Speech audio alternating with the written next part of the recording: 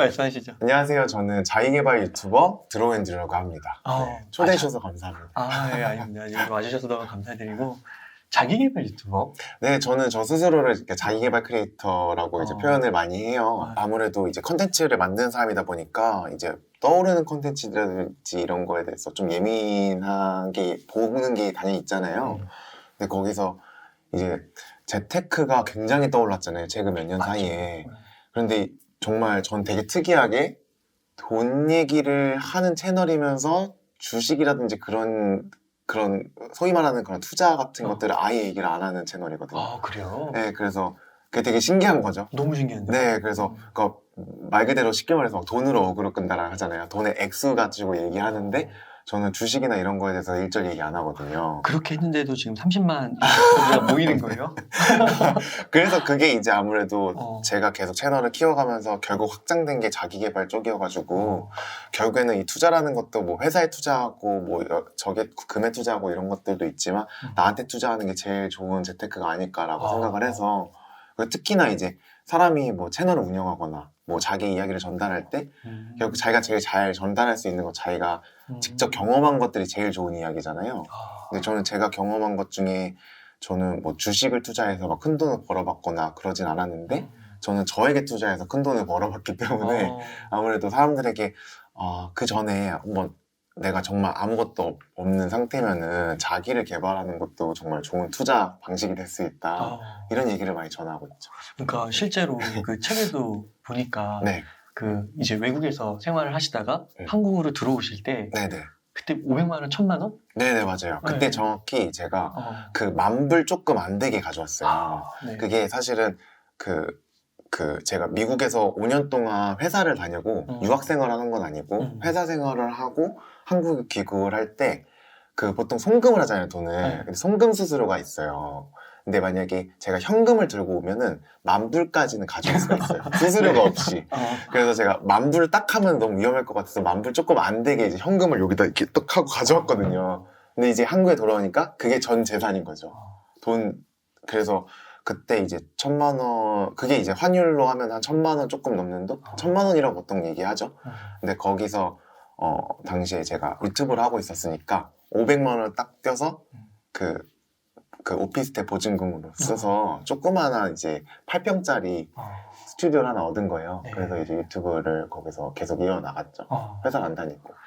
네. 와, 근데 그게 근데 혹시 모르시는 분들은 있을 수도 있으니까. 근데 그게 이제 지금의 50평 한강뷰 오피스텔이 됐고, 그리고 이제 돈을 계속 버셔가지고 네, 성공하셔서. 그리고 이제 2년이 조금 넘었어요. 이제 2년 2개월 됐네요. 한국에 들어온 지. 제가 듣기로 되게 현금 부자라고. 현금 부자는 아닌데 여기 워낙 막 부자분들이 많으시니까 제가 막 부자라고는 절대 얘기 안 하거든요. 네. 근데 그 1000만 원이 2년 사이에 3억이 넘은 거예요.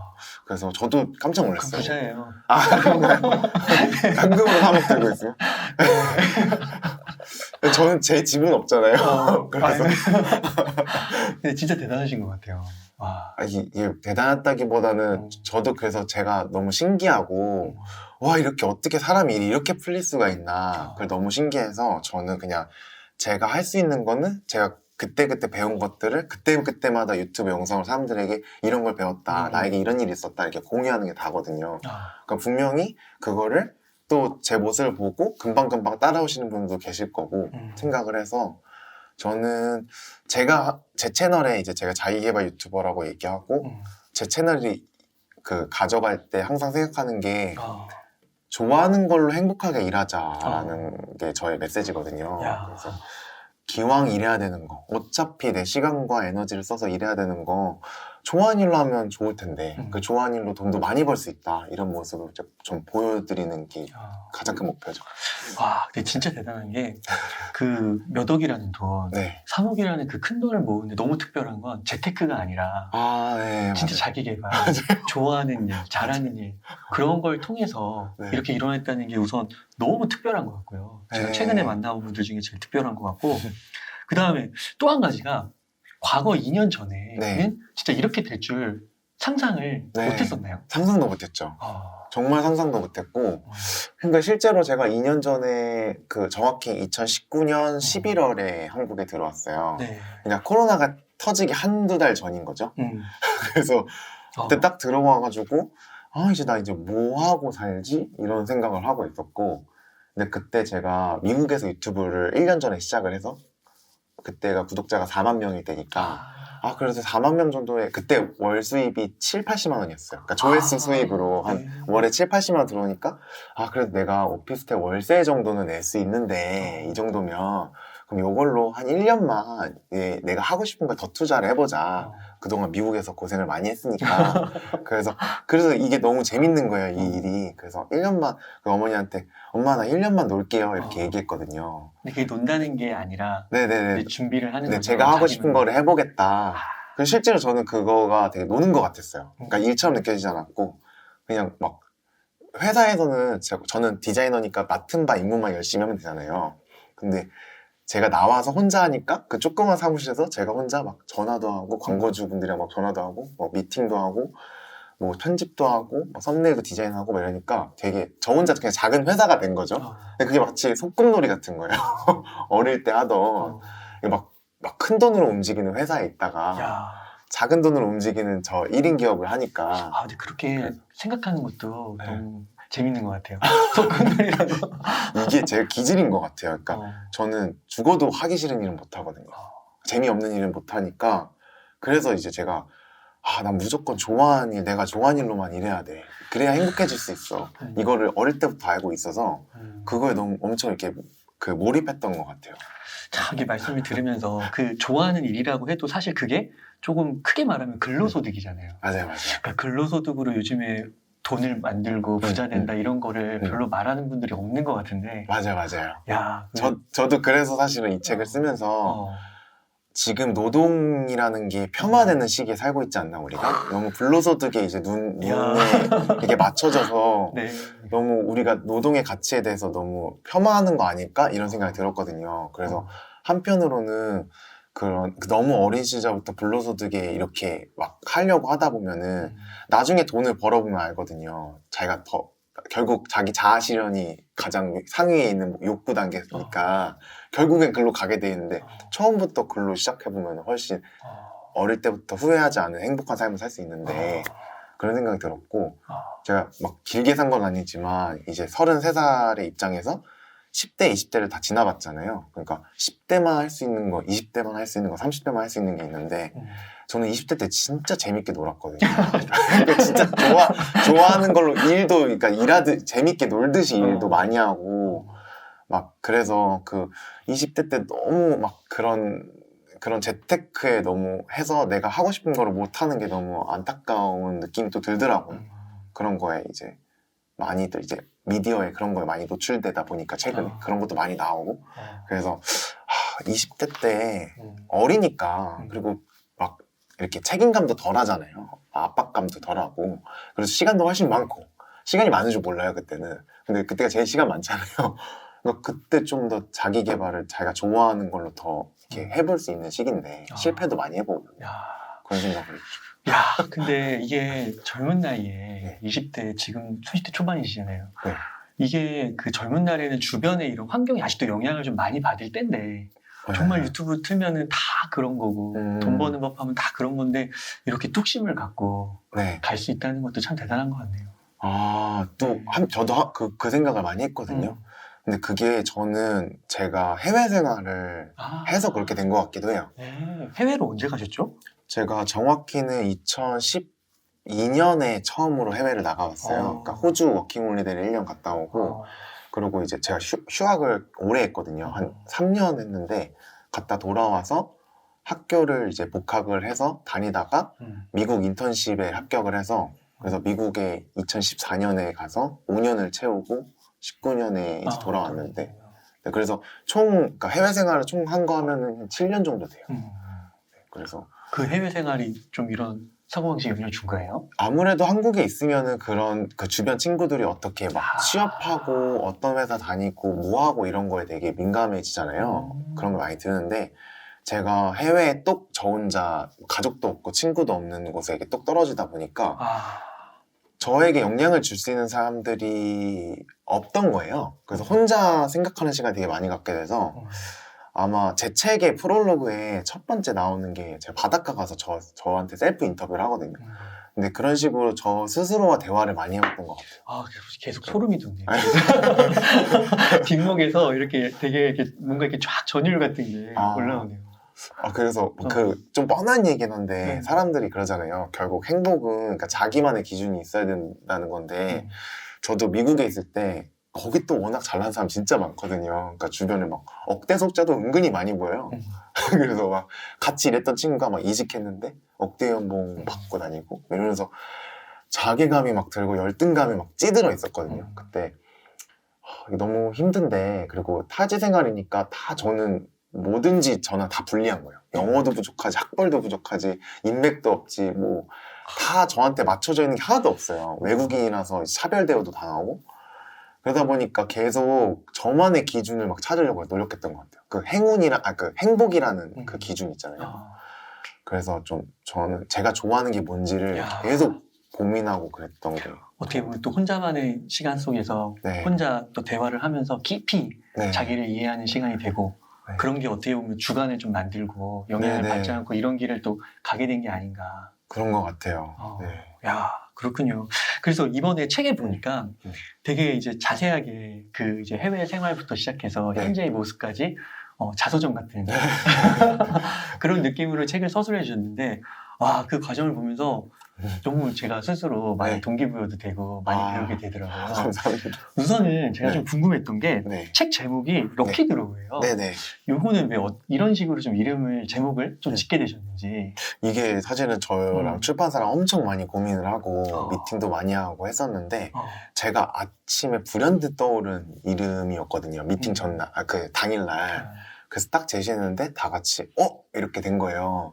근데 이게 보통 제가 어떻게 보면 뭐 사회적으로 말하는 그 성공? 그러니까 막 성공했다고 막 인터뷰 요청도 많이 들어오고 근데 그런데 나갈 때마다 댓글로 이제 막 그건 더 운이 좋았지 뭐 그게 뭐 지속 가능성이 있을 것 같냐라든지 뭐 운 좋은 걸로 뭐 이렇게 얘기하실 때 저도 느끼기에 너무 운이 많이 작용한 것도 큰 거예요. 그래서 그 부분을 제가 말을 안 한 이유는 제가 행동한 부분에 대해서만 얘기하다 보니까 그 부분이 이제 안 잡힌 것 같은데 그런 얘기 많잖아요. 성공에는 운과 행동이 같이 만났을 때 이루어진다. 그래서 저는 이 럭키드로우가 두 가지 단어가 합쳐진 단어거든요. 네. 럭키는 이제 운을 뜻하고 드로우는 이제 제가 했던 행동들을 뜻하는 건데 네. 그래서 이제 제가 수많은 그 인생이라는 게임의 레버를 당겨왔던 것 같아요. 제 안에서 제가 할 수 있었던 것들 여러 가지. 뭐 미국에 간 거, 미국에서 뭐 이직을 한 거, 그리고 퇴사하고 막 인스타그램을 시작했던 거, 유튜브 시작했던 거, 뭐 여러 가지 수많은 것들이 있거든요. 근데 그게 다 저를 위한 당김이었죠. 누군가의 눈치를 본다거나 누군가의 기준에 맞춰서 했던 게 아니라.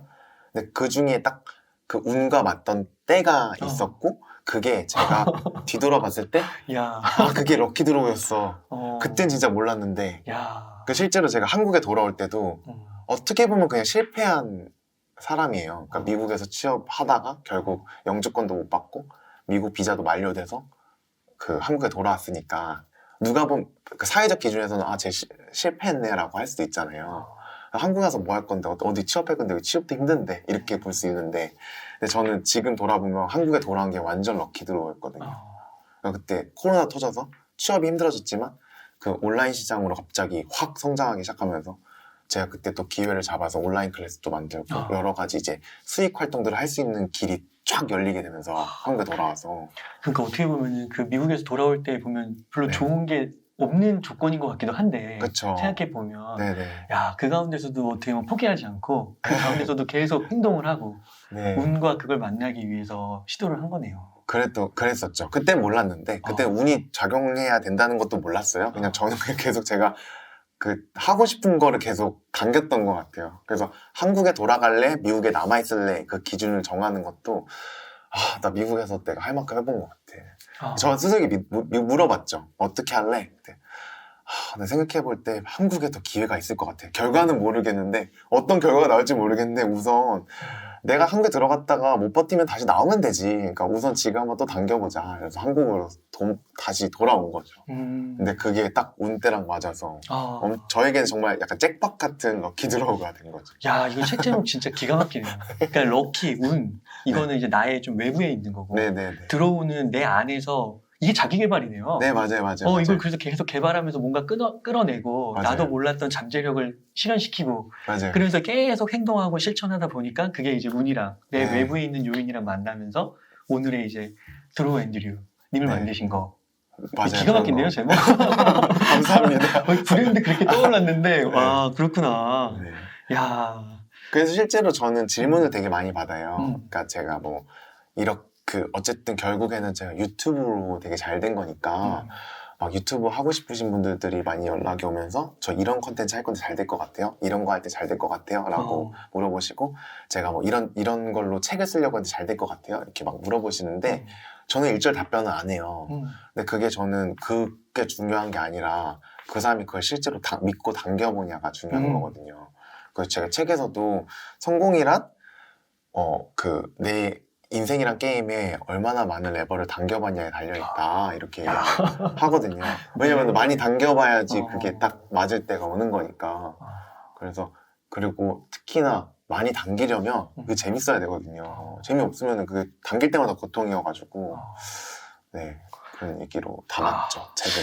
지금 생각해보니까 네. 그 종잣돈 네. 한 1,000만 원 갖고 오셨댔잖아요. 네네. 근데 아까 유튜브 4만 있다고 하셨잖아요. 네네. 그게 또 종잣돈이 됐을 수도 있었을 것 같아요. 아, 그쵸. 저는 제 유튜브 구독자가 그게 1,000만 원보다 훨씬 가치 있는 가치였다고. 그러니까 그게 진짜 시드머니였던 것 같아요. 구독자 분들이. 네. 그 채널, 4만 구독자 채널 갖고 있는 것 자체가 엄청난, 네, 거였죠. 그게 이제 한국에 돌아와서 그 포텐이 터진 거죠. 잭팟이 터진 거죠. 미국에서 회사에서 일할 만큼 해봤고, 뭔가 지금 아니면 회사는 언제든지 다시 돌아갈 자신은 있었거든요.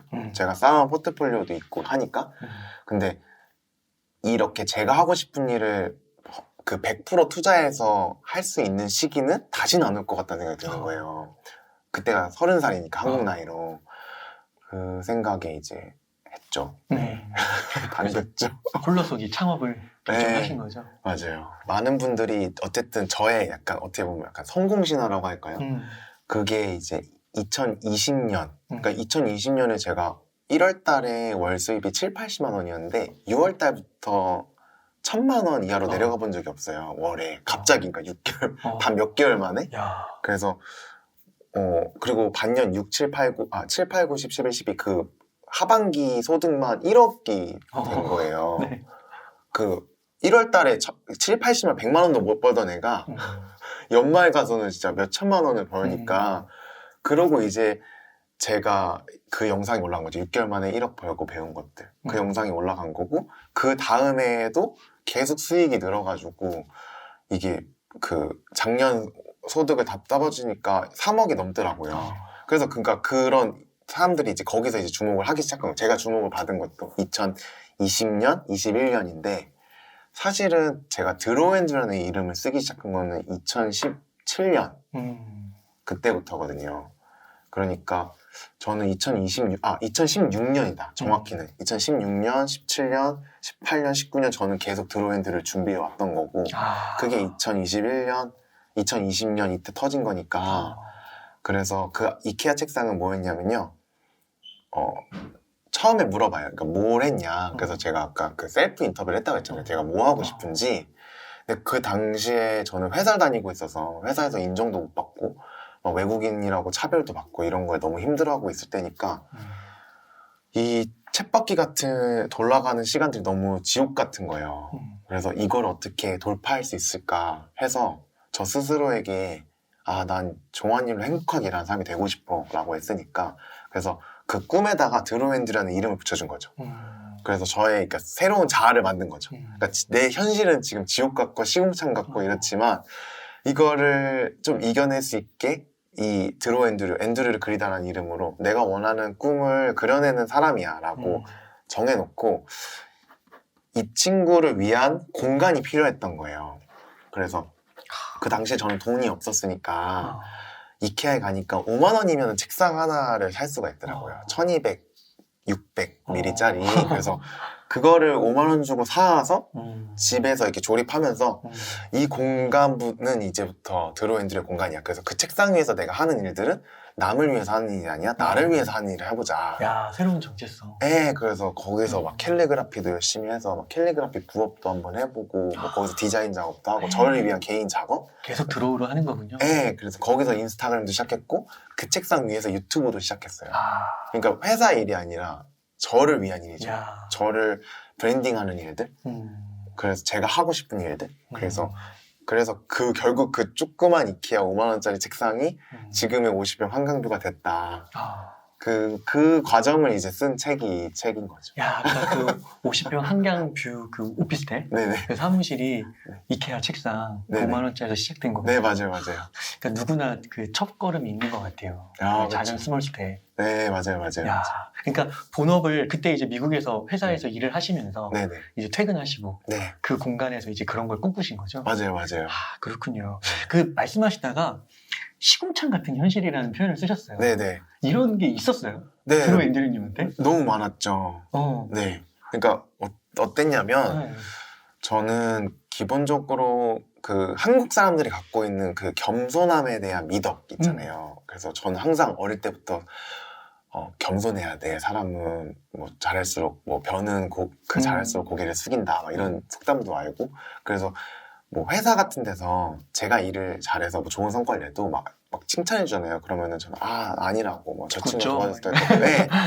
저 친구가 도와줬다고 이러면서 이제 저는 항상 그런 공을 넘겼거든요. 다른 미국에서? 사람이. 예. 그리고 제가 잘한다는 거를 숨기고 제가 일하는 거를 이렇게 드러내지 못했어요. 그러니까 제가 잘했다, 뭔가 좋은 성과를 얻었다를 회사에 드러내지 못했어요. 그러다 보니까 저의 입지가 회사 안에서 항상 작게만 있었던 거죠. 근데 사실 돌이켜서 생각해보면 저희 마케터 친구가 너무 바빠서 제가 인스타그램 사진을 찍어서 저희 제품을 사진을 찍어서 인스타그램에 올리는 역할을 했었거든요. 근데 그렇게 올리다가 인스타그램 사진을 보고 어떤 대기업에서 연락이 와서 엄청 큰 이제 주문건이 들어온 거예요. 그리고 그거를 계기로 제가 올렸던 사진들로 되게 유명 블로그에서 저희 제품을 소개하기도 하고 심지어 지상파 방송에 제가 디자인한 제품이 나오기도 미국 하고. 지상파? 네. 대박이다. 네, 그래서 그 투데이 쇼라고 예전에 싸이 강남스타일로 대박났을 네. 때 나왔던 그 채널이에요. 네. 그 여자 두 분이 하는 채널인데 그 두 분이 제가 플래너 만든 거 보고 막 해서 너무 대박이네. 귀엽다 이렇게 하고 그래서 진짜 회사가 되게 조그만 회사인데 엄청 커졌단 말이죠. 와. 그런데 저는 회사에서 항상 제가 인턴으로 시작했으니까 아직도 제가 나중에는 시니어 디자이너가 됐어요. 제가 제일 디자인도 많이 하고 디자인을 제일 잘하니까. 그럼에도 불구하고 저희 사장님 눈에는 얘는 싼 값에도 열심히 일하는 친구야라고 잡혀 있는 거예요. 그래서 연봉 협상도 항상, 그리고 저는 실제로 외국인이잖아요. 그러니까 회사에서 비자도 해줘야 되고 여러 가지 그런 사정이 있으니까 저는 항상 고용 불안에 시달렸거든요. 그냥 그런 것들이, 그리고 영어도 부족하고 이러니까 뭐 그런 사내 정치 이런 거에서 항상 뒤로 밀려나고 그런 것들. 제가 막 땡볕에서 사람들이 가기 싫어하는 그런 출장 같은 거 있잖아요. 그거 제가 다 가도 아는 사람 없고, 전 디자이너인데 막 밖에 나가서 페인트 칠하고 물건 옮기고 막 재고 정리, 창고에서 재고 정리하고 땀 뻘뻘 흘리면서. 근데 그거를 혹시 저는 제가 좋아서 열심히 한 건데 그 회사에서는 알아주는 사람이 없더라고요. 그래서 그런 것들이 너무 시궁창 같았죠, 제 현실이. 그러니까 되게 책에 솔직하게 네. 그 되게 많은 그 에피소드 네네. 별로 좋지 않은 그런 네네. 일까지도 다 적어주셨더라고요. 네네. 그래서 그 이렇게 뭐 사무실 짐을 좀 나르다가 갑자기 사장님이 불러가지고 내일부터 나오지 막 그런 맞아요. 얘기도 책에다 실어주시고 맞아요. 좀 황당하더라고요. 그런 얘기가 진짜 미국에서 네. 얼마나 불안할까 심적으로. 맞아요. 그래서 그때 많이 그랬었죠. 그러니까 하루아침에 회사에서 잘린 경험이 저를, 근데 지금 돌이켜보면 그것 또한 럭키 드로우였던 게 그날 제 뒤통수를 한번 진짜 세게 때려준 계기가 됐던 것 같아요. 너가 그렇게 진짜 목숨 바쳐 일했던 정말 열심히 막 새벽 비행기, 눈 빨개져 가면서 새벽 비행기 타고 출장 다니던 그 회사가 너의 미래를 책임져 주진 않아. 너가 그렇게 열심히 해도 결국은 이거는 사장님의 자아실현을 위한 일이었지 나를 위한 일은 아니었어를 이렇게 상기시켜 준 거죠. 그래서 그때부터 이제 회사 일에 열심히 하되 나를 브랜딩을 해야겠다. 나의 가치를 올려야 되고 그리고 내가 잘한 것들을 내가 열심히 홍보하고 자랑하는 사람이 돼야겠다라고 생각이 들어서 그 다음부터는 회사에서 무슨 정한 성과를 내면 제가 유튜브에다 자랑을 했어요. 내가 회사에서 이렇게 해서 회사 인스타그램이 이렇게 컸다? 유튜브에 자랑하고 내가 회사에서 이번에 이벤트 이렇게 했는데 그것 때문에 그 일주일 만에 팔로워 수가 10,000명이 늘었어. 우리 이런 이벤트 했고 내가 이거 디자인한 거고 내가 이런 식으로 인플루엔서랑 협업했고 막 이런 것들을 유튜브에 공유하기 시작한 거죠. 그래서 근데 그게 이제 전에는 그게 달라졌던 것 같아요. 전에는 내가 잘한 거를 숨기고 겸손해야 돼 이랬다면 이제는 내가 잘한 거 세상에 알려야겠다. 나 이렇게도 했고 여기서도 이런 거 하고 이런 것도 할 수 있고 이런 걸 막 인스타그램 유튜브에 막 알리기 시작한 거죠. 그러니까 그런 순간에 처했을 때 네. 굉장히 우울하고요. 네. 회복을 한다 해도 막 네. 1, 2년 이렇게 세월 보낼 수도 있는데 네. 왜냐면 저도 말씀을 들으면서 사실 저도 이제 과거에 그런 일을 한번 겪었어요. 비슷한. 네. 너무 그 부분을 책을 읽는데 공감이 되더라고요. 네. 근데 너무 힘들잖아요. 잠도 안 와요. 네. 어떻게 나한테 이렇게 할 수가 있을까? 배신감도 많이 느껴지고. 네. 근데 결국은 이 표현을, 책의 표현을 쓴다면 또 드로우를 하는 거죠. 네네네. 그 럭키를 만나기 위해서, 럭을 만나기 위해서. 그래서 참 어린 나이에 대단하신 것 같습니다. 아니다. 저도 사실 방황의 시간을 많이 갖기도 했어요. 그래서 한 1년 넘게 진짜 회사를 그냥 거의 좀비처럼 다니면서 그냥 회사가 시키는 일만 하고 저는 그러니까 저의 목표는 오로지 상사의 오케이 사인이었어요. 상사가 오케이 하면 거기서 더 열심히 안 해요. 그냥 딱. 근데 다행히도 한국 사람이 성격이 급하고 일을 되게 열심히 빨리 하잖아요. 그래서 제가 제 체력을 반만 써도 미국에서는 오케이가 되는 거예요.